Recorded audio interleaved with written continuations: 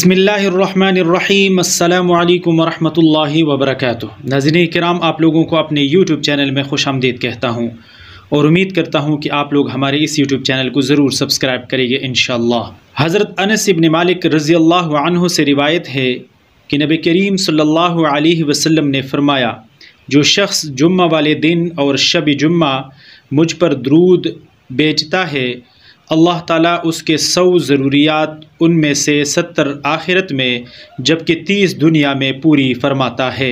सुबहान अल्लाह। अल्लाह ताला हम सब को ज़्यादा से ज़्यादा दरूद शरीफ पढ़ने की तौफ़ीक़ अता फ़रमाए और अल्लाह ताला हम सब की दुनिया और आखिरत की ज़रूरियात और मुश्किलात को हल फ़रमाए और अल्लाह ताला हम सब पर रहम और करम और आफ़ियत वाला मामला फ़रमाए।